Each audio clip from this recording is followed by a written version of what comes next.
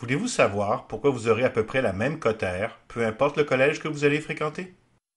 La cote R et les univers parallèles. Roméo, qui termine le secondaire, sait dans quel programme il veut étudier au cégep, mais il hésite entre deux collèges, le cégep Allegria et le cégep Bravo. Roméo veut continuer plus tard dans un programme contingenté à l'université, donc il veut choisir le collège qui lui permettra d'obtenir la meilleure cote R. À l'instant où il fait son choix, l'univers se sépare en deux branches, selon les principes de la physique quantique.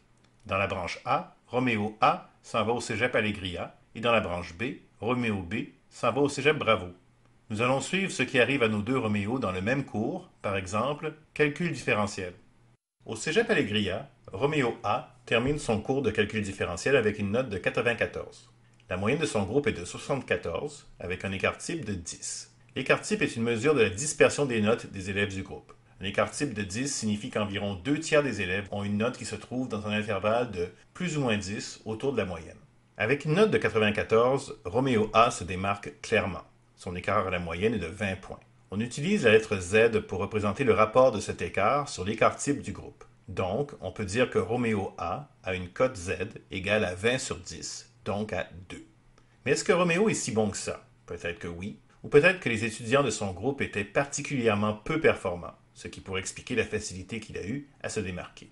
Pour avoir une idée de la force du groupe dans lequel se trouve Roméo A, on peut aller chercher, pour chacun des étudiants du groupe, la moyenne que cet étudiant avait dans ses cours principaux en secondaire 4 et 5, puis faire la moyenne de toutes ses moyennes. Quand on fait ça pour l'ensemble des étudiants du groupe de Roméo A, on obtient un résultat de 73. Pour obtenir ce qu'on appelle l'indicateur de la force du groupe, l'IFG, le ministère compare cette valeur avec une moyenne de référence fixée à 75, puis il divise par 14 pour obtenir un facteur qui est du bon ordre de grandeur pour corriger la cote Z en fonction de la force du groupe. Pour le groupe de Roméo A, cela donne 73 moins 75, c'est-à-dire moins 2, divisé par 14, ce qui donne moins 0,143. L'IFG est négatif, ce qui signifie que le groupe de Roméo est moins fort que le groupe de référence dont la moyenne au secondaire est de 75. En ajoutant l'IFG à la cote Z de Roméo, on obtient une cote corrigée en fonction de la force de son groupe, que l'on va appeler Z'. Alors Z' égale Z plus IFG égale 2 moins 0,143 égale 1,857.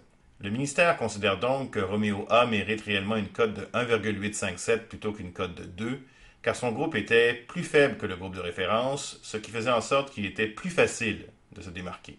Pour obtenir la cote R à partir de la cote Z', on multiplie Z' par 5 et on ajoute 25. Pour Roméo A, on obtient 5 fois 1,857, c'est-à-dire 9,3, plus 25, ce qui donne une cote R de 34,3. Pendant ce temps, dans l'autre branche de l'univers, le cégep Bravo a une meilleure réputation que le cégep Allegria. D'année en année, il attire, en moyenne, des élèves plus performants. Par conséquent, les professeurs du cégep Bravo ont l'habitude de donner des cours à un niveau un peu plus élevé et leurs examens sont un peu plus difficiles. Roméo B est, à la base, la même personne que Roméo A, avec les mêmes capacités intellectuelles et les mêmes habitudes de travail. Mais comme le cours de calcul différentiel qu'il suit au cégep Bravo est un peu plus exigeant et un peu plus difficile, il termine avec une note de 88. La moyenne de son groupe est de 70, avec un écart type de 12. Roméo est 18 points au-dessus de la moyenne, donc sa cote Z est 18 divisé par 12, c'est-à-dire 1,5. Maintenant, en allant chercher les dossiers des étudiants du groupe de Roméo B lorsqu'ils étaient au secondaire, on obtient une moyenne de 80, ce qui est 5 de plus que la moyenne de référence fixée à 75. Ainsi, l'IFG du groupe de Roméo B est 80 moins 75, c'est-à-dire plus 5, divisé par 14, ce qui donne 0,357. L'IFG est positif, ce qui signifie que le groupe de Roméo est plus fort que le groupe de référence dont la moyenne au secondaire est de 75. La cote Z corrigée de Roméo B est Z' égale 1,5 plus 0,357 égale 1,857. Le ministère considère que Roméo B mérite réellement une cote de 1,857 plutôt qu'une cote de 1,5, car son groupe était plus fort que le groupe de référence, ce qui faisait en sorte qu'il était plus difficile de se démarquer. Une fois la correction faite, Roméo B obtient exactement la même cote Z' que Roméo A, ce qui donne évidemment la même cote R.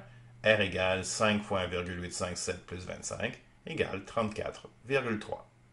Comme Roméo B était comparé avec une classe d'étudiants plus performants du Cégep Bravo, il s'est moins démarqué et il a obtenu une moins bonne cote Z que Roméo A. Toutefois, l'IFG du groupe de Roméo B était plus élevée que celle du groupe de Roméo A au Cégep Allégria, et le facteur de correction qui dépend de l'IFG a fait en sorte qu'à la fin, les deux Roméo ont mérité la même cote R. Dans leur infinie sagesse, les spécialistes du ministère de l'Éducation, qui ont mis au point la cote R, ont fait en sorte que justice soit faite, non seulement dans notre univers, mais dans l'ensemble de tous les univers. La morale de cette histoire, ça ne sert à rien pour un étudiant du secondaire de choisir son cégep à partir d'un raisonnement stratégique qui viserait à maximiser sa future cote R. Il vaut mieux choisir le collège où on se sent le mieux, le collège dont l'environnement est le plus agréable, le collège qui offre les activités qui nous intéressent le plus, bref, le collège qui nous donne le plus envie d'y vivre et d'y étudier.